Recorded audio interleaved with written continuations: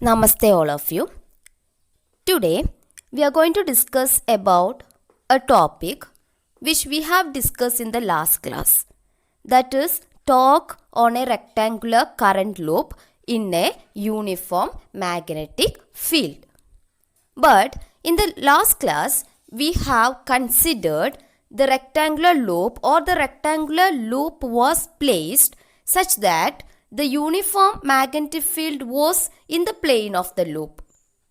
Okay, but here we are considering a situation or a case when the plane of the loop is not along the magnetic field but makes an angle with the magnetic field. Alright. So in the last class, we kept the rectangular loop in the uniform magnetic field in such a way that the plane of the loop was along the magnetic field. That is, we considered one such situation. You just imagine there is a magnetic field like this along this direction. Okay, along this direction. Okay, there is a magnetic field here. Then first we kept our rectangular loop in the magnetic field in such a way that the plane of this loop is along the magnetic field. Okay, magnetic field is along this direction. Okay, that is from left to right like that. Okay, along this direction, and the plane of the loop was also along the same direction. Okay, but here we are considering the case when the plane of the loop is not along the magnetic field. That is, it makes some angle with the magnetic field. For example, I am considering the same loop here. You just imagine this as a rectangular loop. Okay, current carrying loop. So first we kept this loop like this. Now we are going to keep this, place this loop like this. Like this, in the sense, there is a magnetic field along this direction and the loop, the plane of the loop is like this.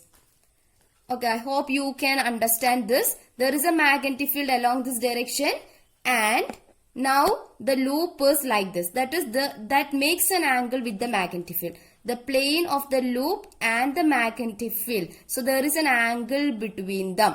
Okay, the loop is like this. Okay, so the plane of the loop and the magnetic field, that makes an angle between them. Alright, so we are going to consider one such situation. So for that purpose, you can see here this green colored line. This is the magnetic field which I have used here to represent the magnetic field. I have used this green colored line.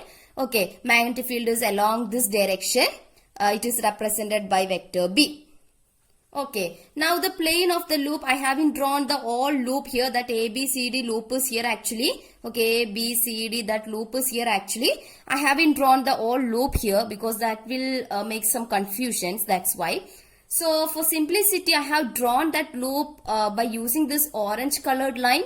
Okay, that loop is actually kept it's kept like this. Okay, that is, there is an angle between the plane of the loop and the magnetic field. So I haven't drawn the whole loop here. Instead of that, I have drawn only this orange colored line. Okay, so here you can see that loop makes some angle with the magnetic field here. Okay, the loop makes some angle with the magnetic field here. I am taking this dotted line. Now you can see the brown colored dotted line here. This is the axis of rotation. Okay, yesterday we have seen that there will be a torque acting on this loop. That torque will rotate this loop in the anti-clockwise direction. Okay, so here you just imagine that loop has rotated like this. Now it makes some angle with the magnetic field. Okay, the loop is not along, the plane of the loop is not along the magnetic field. There is an angle between them. Alright, so here I am just taking the angle between this plane of the loop and this axis of rotation. I am taking this angle as theta. Okay, if this I am taking, simply I am taking this angle as theta. Okay, this dotted line is the axis of rotation. I am taking this angle as theta. If this angle is theta, what about this angle? This is 90 degree now. So if this is theta, what about this? This will be 90 minus theta. Alright, if this is 90 minus theta, What about this angle that you have studied in mathematics now? Okay, this angle is 90 minus theta. So this will also be 90 minus theta. Okay, so I'm writing it as 90 minus theta. Now, we want to know about the torque acting on this loop now in this situation. So the net torque acting on this loop can be written as what? Torque is equal to torque due to the force F1 plus torque due to the force F2. Right. So first I'm going to find out the torque due to this force F1. Okay, there is a force F1 which is acting in the downward direction. We have discussed this in the yesterday's class. And there is a force F2 which is acting in the upward direction. That is what made this loop to rotate in the anti-clockwise direction. Okay, so the torque due to the force F1, how can we find out that torque? I'm taking it as tau 1. Torque due to the force F1, I'm taking it as tau 1. That is equal to what? Force into perpendicular distance between the line of action of force and the axis of rotation. So the force corresponding to this torque tau 1 is what? F1. So F1 into perpendicular distance between the line of action of force and the axis of rotation. This is the axis of rotation. Now this brown color dotted line, that is the axis of rotation. Then line of action of force, that is this now. Okay, force acts along this line. So this is the line of action of force. Alright. Now the perpendicular distance between this line of action of force and the axis of rotation, that is this distance now. Okay, that is this distance. I am taking this distance as x. So force into perpendicular distance between the line of action of force and the axis of rotation, that is what? X. Okay, so into x. Now we want to calculate, we want to find out the value of x. To find out this x, we can consider this right angled triangle now. This angle will be 90. So this is a right angled triangle. I am taking cos of 90 minus theta here. You see, I am taking cos of 90 minus theta here. Okay, cos of 90 minus theta. Cos theta is actually what? Adjacent side by hypotenuse. So cos of 90 minus theta is equal to adjacent side, that is x, divided by hypotenuse. Hypotenuse means this side now. That is from this point to this point. Right. Yesterday's class we have taken this distance as a by 2 now. Okay, the whole loop, actually this ABCD loop is completely here. I have drawn only one line here or one side here, that's all. Okay, our AB, that side was like this along the magnetic field. But now that AB has made some angle with the magnetic field. Okay, that is why I have drawn that side AB like this. Okay, then AB, that has a length of what? A. That is what we have discussed in the yesterday's class. Okay, we have considered a rectangular loop with length A and breadth B. So this side, totally it has a length of A. So from here to here, that will be A by 2. Alright, so for this right angle triangle, hypotenuse, that is a side opposite to this 90 degree. That is actually what? A by 2. Alright, so cos of 90 minus theta, that is cos theta is actually adjacent side by hypotenuse. So cos of 90 minus theta, that is equal to adjacent side x divided by hypotenuse. Hypotenuse is actually what? A by 2. So A by 2. Alright, now what is this cos of 90 minus theta? It is sin theta, no? Cos of 90 minus theta is actually what? Sin theta. Okay, so I'm writing here sin theta equal to what? X by A by 2. Okay, so x is equal to, that is we want to find out now, because that is a perpendicular distance between the line of action of force and the axis of rotation. Okay, so x is equal to what? A by 2 sin theta. So we got the value of x as x is equal to A by 2 sin theta. So I'm going to substitute this A by 2 sin theta here. Then only we will get the magnitude of that torque tau 1 due to the force F1. Okay, so we can write torque τ1 is equal to F1 into what?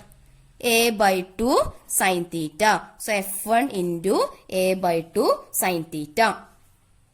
Alright, now what was the value for F1? Yesterday's class we got the value for F1. Now what was that? F1 as IBB, right? We got the value for F1 now in yesterday's class. We got it as IBB. I hope you remember this.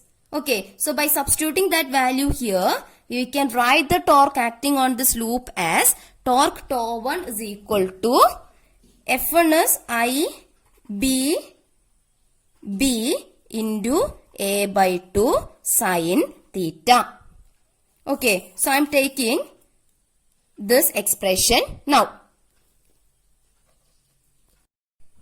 Similarly, we can find out the torque due to this force F2.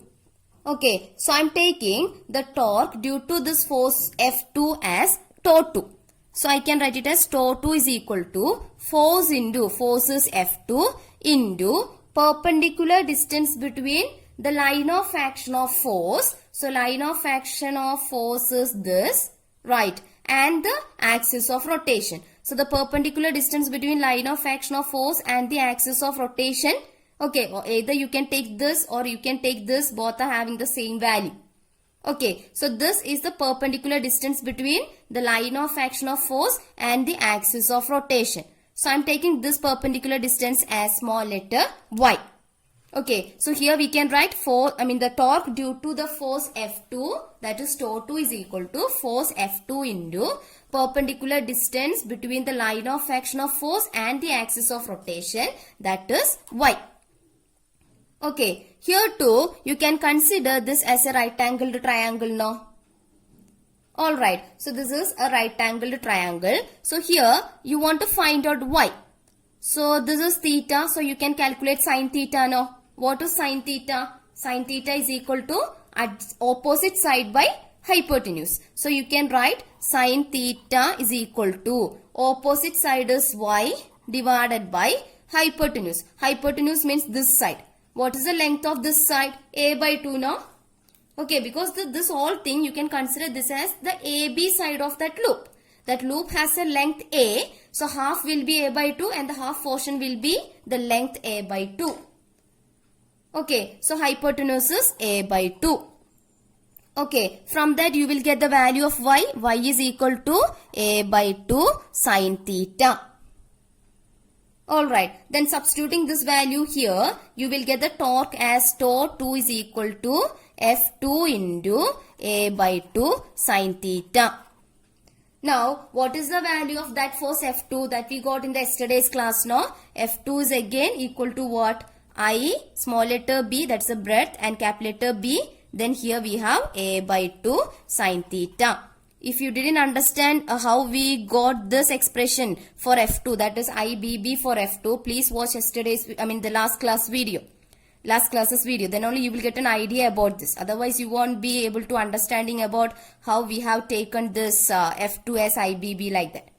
Okay, so we got the expression for τ2 also, IBB into A by 2 sin theta.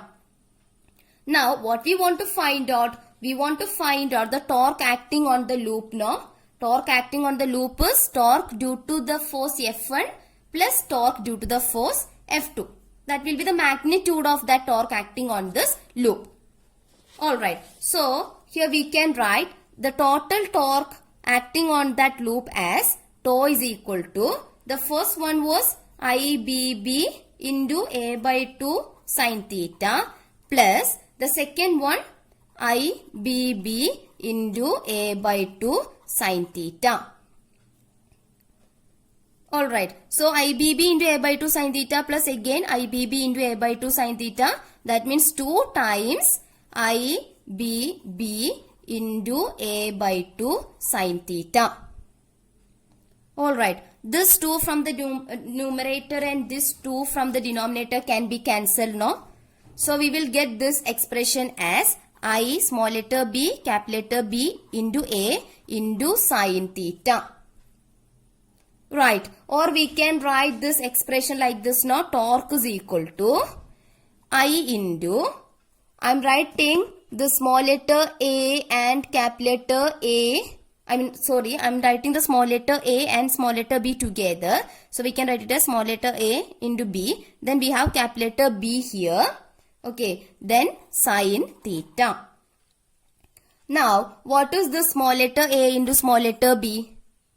Length into breadth. Now, we have actually considered a loop ABCD which has a length A and breadth B.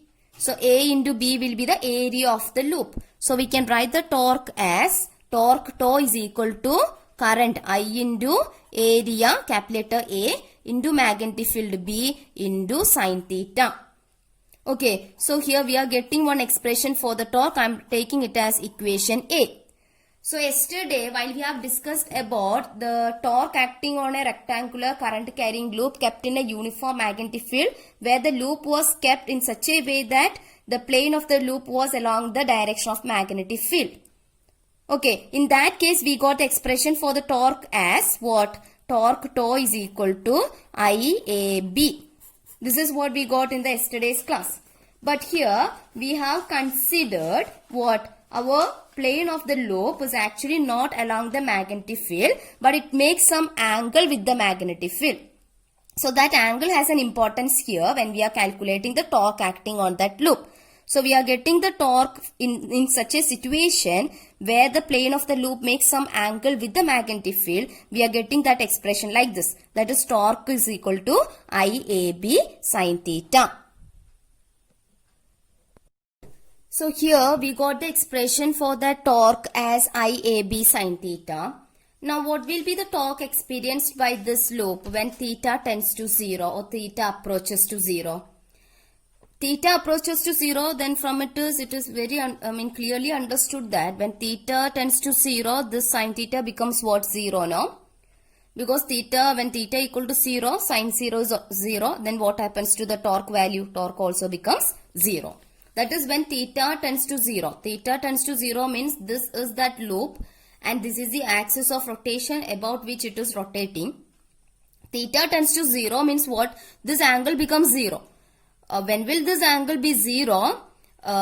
Actually, it will be 0 when this loop aligns this direction, that is along the dotted line. Okay, when this loop rotate in the anti-clockwise direction and after some time it will be like this, that is along the axis of rotation. So that time this theta will be 0. So when theta equal to 0, it is very clearly understood from this expression that the sin theta becomes 0. Okay, sin 0 0, then 0 into any value will give you 0. So torque experienced by that loop will be equal to 0. Now we introduce a new term, that is magnetic moment. Okay, we are going to introduce a new term which is magnetic moment. We have discussed about electric dipole moment in the electrostatic, that chapter. No, we have discussed about it in the earlier classes about the electric dipole moment. So here actually we are going to introduce a new term which is magnetic moment. This magnetic moment is actually a vector quantity. It is represented by vector m. And this magnetic moment is defined as the product of current and the area vector. That is, we define the magnetic moment vector m of the current loop as the product of current and the area vector. Area can be treated as a vector quantity, no? So magnetic moment is actually defined as the product of current and the area vector. So we can write this magnetic moment vector m as I into vector A. Okay, I am taking this as equation number B. Now, you just compare this equation number A and equation number B. Equation A and equation B. So here, I am taking that equation A, which is tau is equal to IAB sin theta. So the product of this current and the area, that can be taken as what? Magnetic moment, no? Product of current and this area, that can be taken as magnetic moment. So I am writing it as M. Magnetic moment M. Into magnetic field capital letter B into sin theta. Alright. Now, this can be written as what? This is like AB sin theta, no? if we have an equation like AB sin, the expression like AB sin theta, that can be written as vector A cross vector B, no? So similarly here we can write what? Tau, vector tau. Okay, it's a vector quantity equal to M cross vector B. Right, torque is equal to M cross vector B, vector M cross vector B, no? That is MB sin theta, vector A cross B, AB sin theta. So this can be written as like this, no? Vector M cross vector B, that is MB sin theta. Alright, now what about the direction of, we said this magnetic moment is a vector quantity. So what about the direction of this magnetic moment?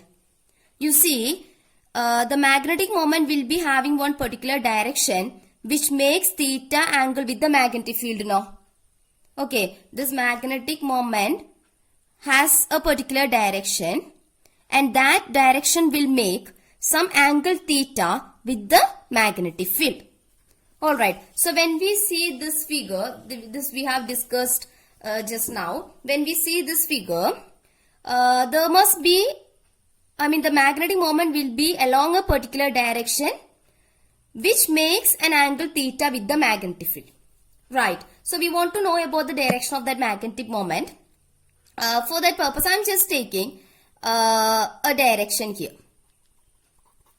Okay. Now you see, what about this angle? Angle between this orange line and this blue dotted line. What about this angle? That will be 90, no? Okay. Total angle will be 90. And this much part of this angle is actually 90 minus theta. So what about this? This angle will be theta, no? Then only 90 minus theta plus theta. Minus theta plus theta cancel. We will get 90 as the total angle between this orange line and this blue line.